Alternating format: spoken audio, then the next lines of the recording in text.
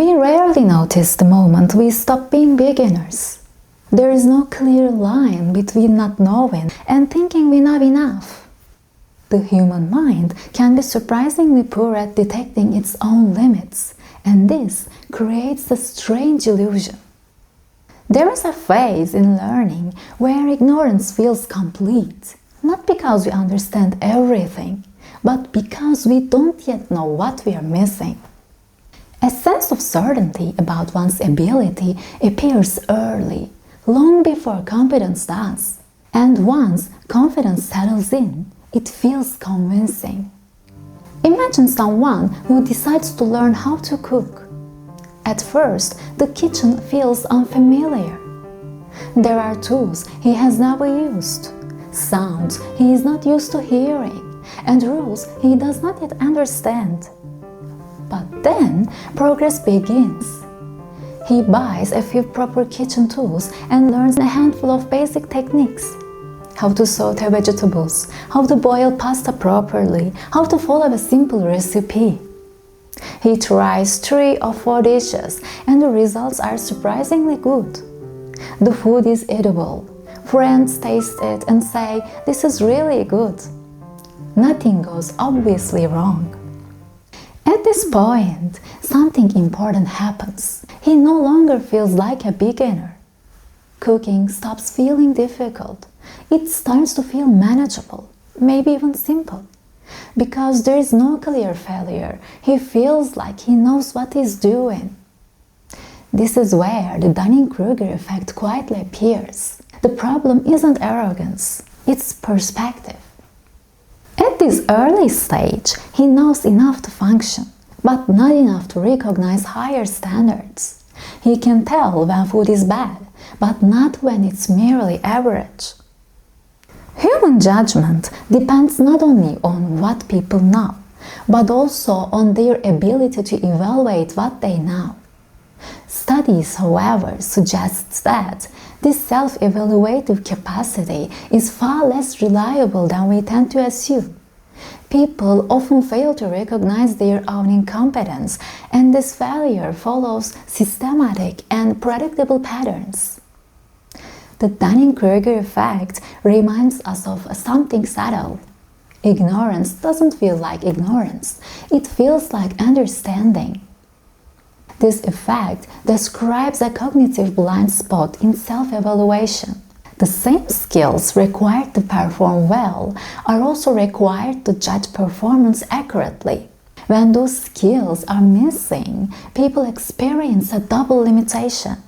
They make mistakes and they cannot recognize those mistakes as mistakes. Competence and self-evaluation rely on overlapping mental processes. When those processes are absent, individuals experience their judgments as reasonable and coherent, even when they are objectively flawed. In this way, ignorance effectively conceals itself. Now, imagine a different kind of learner. Someone who decides to learn a foreign language. L'italiano, per esempio. He has been studying for 2 full months. Not casually, seriously. He practices every day, memorizing vocabulary and learning basic sentence structures. And something remarkable happens. È in grado di presentarsi e rispondere con sicurezza a domande semplici. Communication begins to work. The language no longer feels foreign, and quietly a thought forms. I'm actually pretty advanced. 2 months of consistent effort is admirable. Starting something new is genuinely impressive, but learning a language to an advanced level in 2 months is not realistic. Language learning takes time because it's not just about memorizing words. It involves grammar, rhythm, culture, context, emotional tone, and more. What he doesn't yet see is everything that remains invisible. Complex grammar, idiomatic expressions, humor and sarcasm, cultural references, speed, nuance, and natural flow. He doesn't notice these gaps because he lacks the tools needed to notice them. These 2 examples cooking and language learning reveal the same psychological pattern. Human beings are often blind to their own ignorance, not because they are careless, not because they are arrogant, but because recognizing ignorance requires the very knowledge that ignorance removes. To accurately evaluate this ability, a person needs standards. He needs to know what good performance looks like. He needs to distinguish between good enough and high quality. When those standards are missing, the mind relies on internal cues instead: ease, familiarity, and absence of failure. At early stages of learning, progress is often rapid and visible. Each new technique, each successful interaction feels like a breakthrough.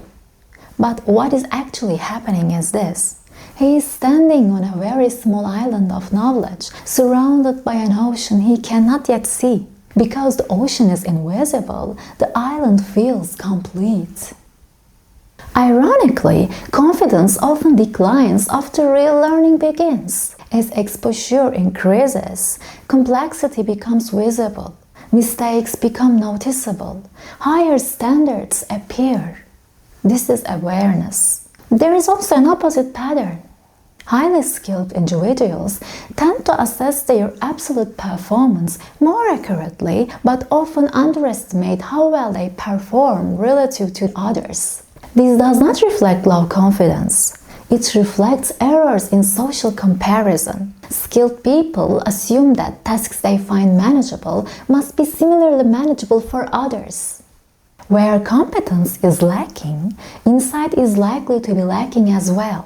Where competence is high, insight improves, but comparison with others may still be biased. People across different levels of skill may struggle to accurately judge their relative performance. When tasks appear easy, individuals may be more likely to overestimate how well they performed compared to others. When tasks seem difficult, even highly skilled individuals can underestimate their relative standing. Overall, the Dunning-Kruger effect refers to a pattern in which people's judgments of their own ability can systematically diverge from reality, shaped not only by limited skill, but also by task difficulty, uncertainty, and social comparison. So, what might help someone mitigate the Dunning-Kruger effect? Clear feedback, exposure to expert performance, learning environments that reveal errors rather than hide them, and opportunities to compare one's work to well-calibrated standards. When people gain these tools, something shifts. They begin to see not only what they know, but what they do not yet know. And now, let's return to the kitchen. The same man keeps cooking. He tries more complex recipes. He attempts to time multiple dishes at once. He experiments with seasoning and fails. He overcooks, he underseasons, he loses control of temperature. He watches experienced chefs work and realizes how much coordination, precision, and knowledge are involved. Suddenly, cooking feels difficult again. But this time, the difficulty is different. It's no longer confusion, it's awareness. He no longer says, "I can cook." He says, "I'm learning how much there is to learn." His understanding becomes deeper. This is what it looks like to move beyond the Dunning-Kruger effect. Not the feeling of knowing, but the awareness of how much there is to learn. And this pattern reaches far beyond cooking or language learning. It may shape how we study, how we work, and how we judge ourselves every day. So, here is a question worth reflecting on. Which moments in learning tend to feel like a rival, and which reveal that the journey is only beginning? I'd love to hear your thoughts in the comments.